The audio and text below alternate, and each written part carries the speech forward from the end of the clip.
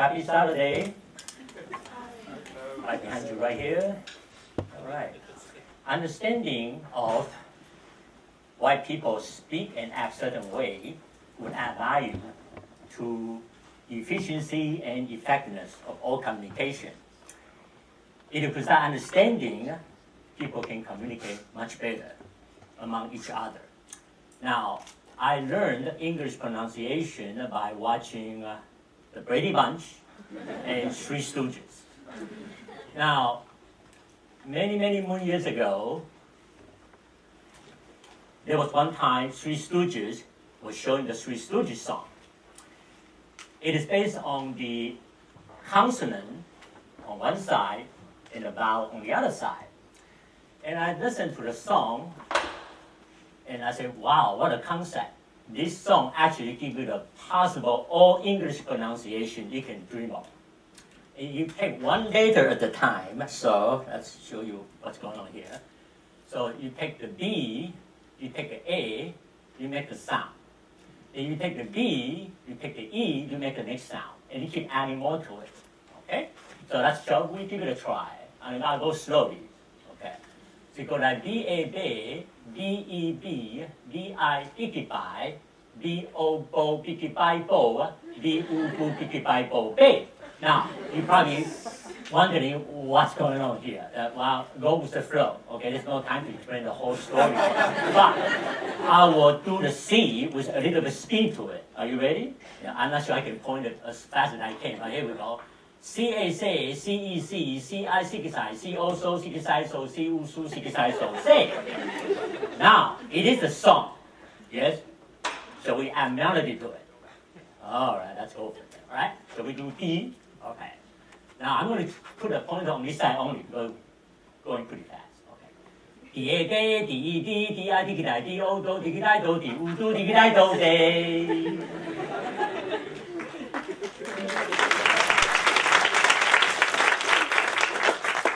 What is the point here? Well, we Asians never pronounce R and L sound properly. R and L sound always funny from our mouth.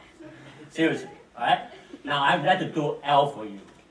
It sounds very funny, so get ready for it, all right? Here we go. L-A-L, L-E-L, L-I-D-I, L-O-L-O-L, L-O-L-O-L. Now, so next time, you know how to communicate better with Asian. Right. So the year was 1975. When I first arrived here in USA, I got excited because it only took me 2 days to figure this out. No matter what I said, no matter what I asked, people usually say yes. Now, for the last 39 years, I have been enjoying the double standard people put toward me in favor of me. It's kind of like this. Hey, Chi, you are a great accounting teacher here at HJSU. Now, what it really meant to say was, hey, Chi, you are a great accounting teacher here for someone in a wheelchair. No, don't get me wrong. I am not complaining at all. I'm actually enjoying this every single day of my life.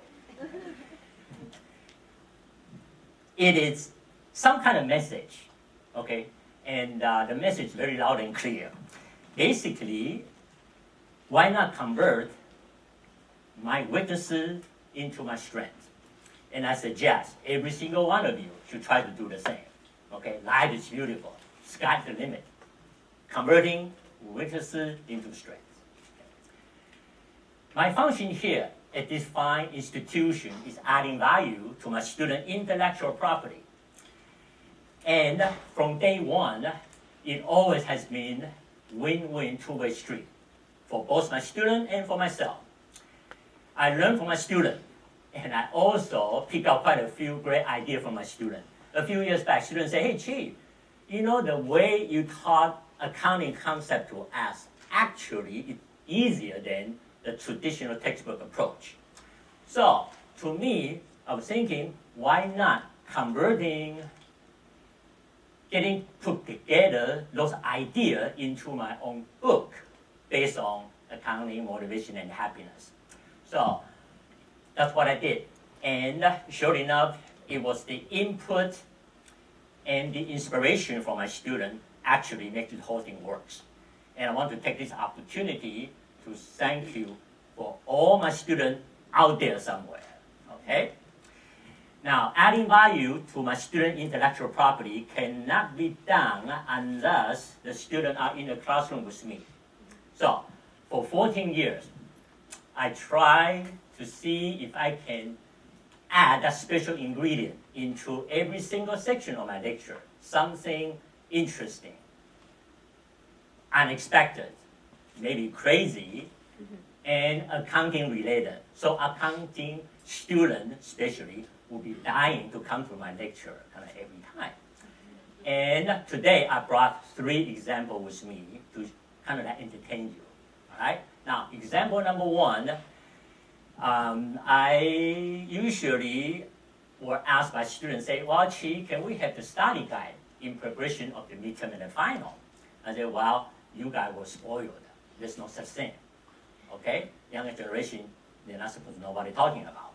And students never give up. They kept brainwashing me. So one day, I said, you know what? Enough is enough. And where is that whole stack of paper? I said, you know what? I am going to pass out a study guide for you. And it is that historical moment. Keep that thing. There is no point for this. You know, some people say, wow, Chi, why are you showing us the way you pass out a study guide? Wow, it is something entertaining, that's all. So put one hand, put the study guide right here on top of that hand. Use the other hand right at the other hand of the palm, right at the center of it. And you do the finger rotation motion like that, and that's how I pass out the study guide. Thank you so much. Thank you. So again, there's no point for it, all right? Just for fun, that's all. Ready for example number 2? Okay. One time we were talking about depreciation. And from an accounting point of view, we don't do depreciation for land accounts. Because what? In general, land should go up in value. That while I try to get that message into my student head. I said, well, okay, I use this story. When I was 20 years old, I took a family trip to Disney World. And the first day at the park, it was very hot. And being in a wheelchair, number 1, I did not wait in line. Number 2, some of the ride was so cool, I decided to ask for a second time. And then the third time. And nobody said no to a person in a wheelchair. So I accomplished 36 rides in one hot summer day. Now, by the way, that was my record. Seriously, there's no human can do that. What a great country. Why not? Yes? So, second day at the park, I got bored. Then, well, I'm not going to go back to Disneyland again. Kind of Disney World, I should say. Then, well, you know what? I'm going to take off and cruise around the city. So the rest of the family member went back to the park. I was cruising around the city.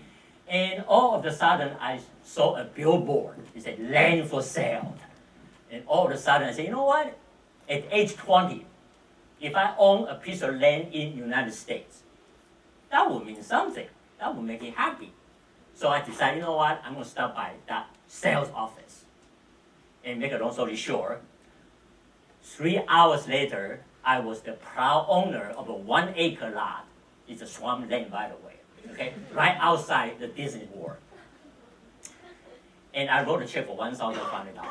Okay, now, I receive property tax bills, okay, once a year. And it was $17 when I was 20 years old. 17, okay, $17, no problem. And then the value of that land went up, okay, from 2004, you can see that $6,800 to 2005, 22,000 something. On the right side, you see that property tax bill went up to about 300 plus. Okay, I couldn't see what's there, but anyway, the next property tax bill, when I received it, I got so excited, I almost stood up and walked away. Are you ready for it? Well, there we go. We blow your mind right there. Take a look here. There's the red circle right there. Woohoo! How much? From 22 to 42,000 plus, and then property tax bill on the right side, 500 plus. Okay? Now, you're probably wondering, how about today? Well, that's okay. That's not part of the deal here. All right? I just want to show you what happened. The property of land go up in value. We don't do depreciation. Okay. Example number 3. There was one time we were talking about cash and cash equivalent. So I tried to tell my student what exactly is the definition for cash equivalent. Is anything liquid asset can be converted into cash within 90 days. Well, here is the example right there. Okay.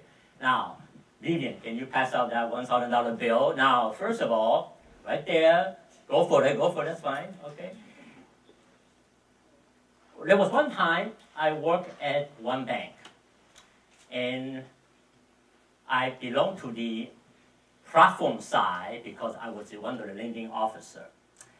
And all of a sudden, on the other side of the bank, the operational side, were making all kind of crazy noises. So I picked up the phone, called the operational officer. Hey, what happened over there?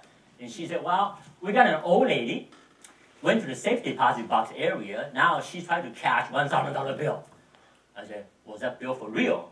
Said, we don't know. Okay, well, fine. So I went out for my 3 hours lunch. Okay, and then, yes, my lunch out over 3 hours because I'm supposed to be out there doing business development. Okay, fine. So I came back in, nice and quiet. So I picked up the phone, asked, what happened to the $1,000 bill? Oh, it's for the real. Said, how do we know? Said, well, we called the bank loss prevention department.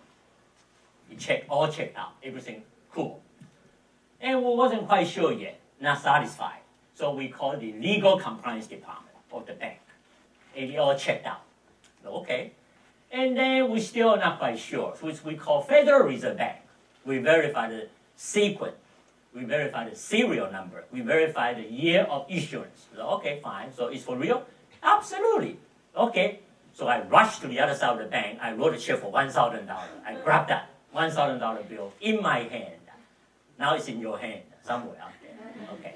And if you promise to get that $1,000 bill back to me, I will tell you the market value later on. How's that? Okay? Anyway, so beautiful $1,000 bill. Only in this country, again. Why not? Yes? Okay. I have been announced with birthday. Okay? Because I believe it gives you the personal touch, the personal connection we're talking about. So for the longest time, I don't even remember how long ago I've been doing this. I track birthday of people who I know, and I form into some type of network structure. And I have a system. So every time, every day, people's birthday, I pick up the phone and call that person, or call a group of people. Happy birthday! Enjoy a special day. Okay? And I do that every year. In fact, my bank customer was so amazed. They said, Chi, how do you remember my birthday every year? First year, they kind of go easy with it. Second year, kind of wondering what's going on. Third, you know what? I'm going to ask, how do you do that? Okay? And you say, you know what? Seriously, I look into their eye. Okay? And this is what I say to them. I remember your birthday because you are important to me. That's what I say every time. Okay? And it is not the how part that's important. It's the why part. Okay? Why? You are important to me.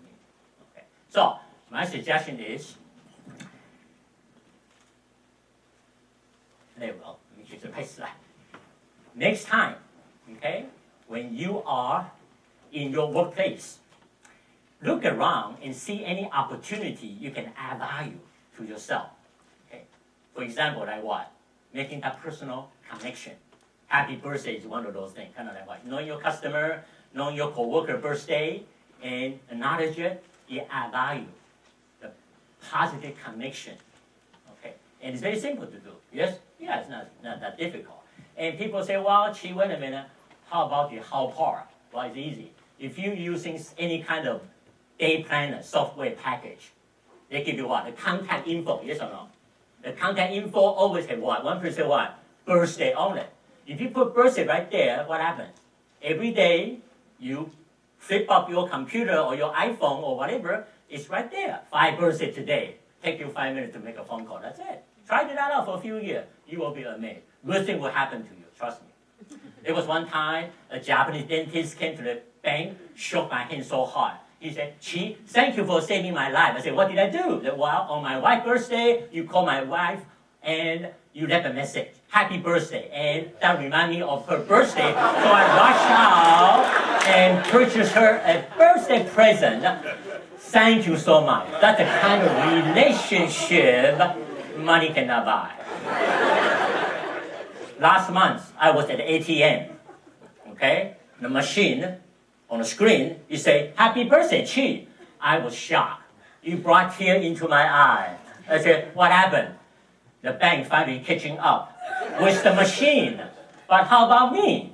I was doing it back in 1992, in person on the phone. I was a pioneer in that area, seriously. Okay? Yeah. So, what is the bottom line of my talk? Next time, or whatever the opportunity you have, when you're adding value to yourself, try it, adding value people around you simultaneously. Okay? I enjoy talking a lot. And for the longest time, I never find audience to listen to my talks, especially when I was much younger. So I decided to become a teacher. And people are forced to listen to me. And today, guess what? I enjoy singing a lot. And I promise you, my song's only 3 minutes long. I would like to sing you a song because this is a golden opportunity for me to sing a song in front of the audience, live audience. This is like money cannot buy. So bear with me, okay? And it is a holiday season, yes, coming up pretty soon. I'd like to spread some love.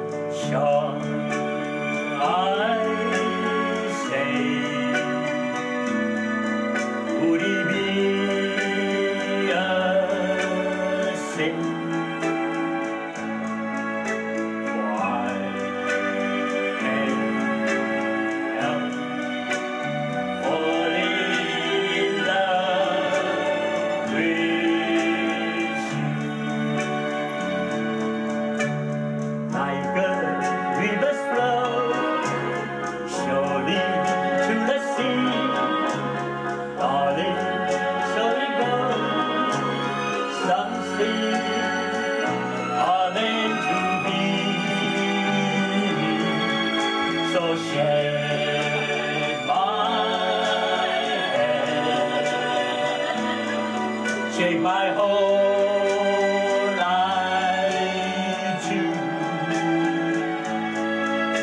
Why can't help falling in love with you?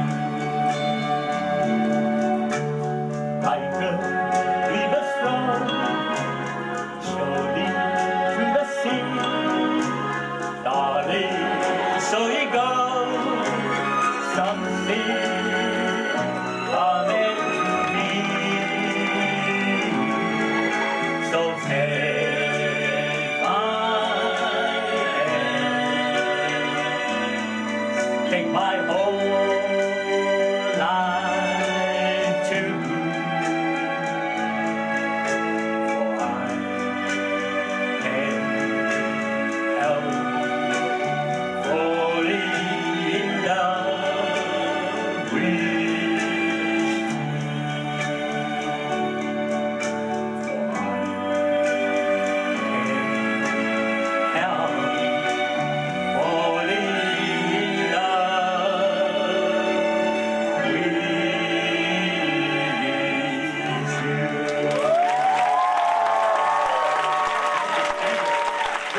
Thank you.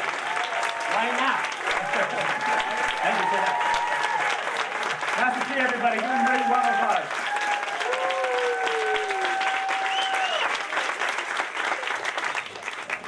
I told you guys he was great, right?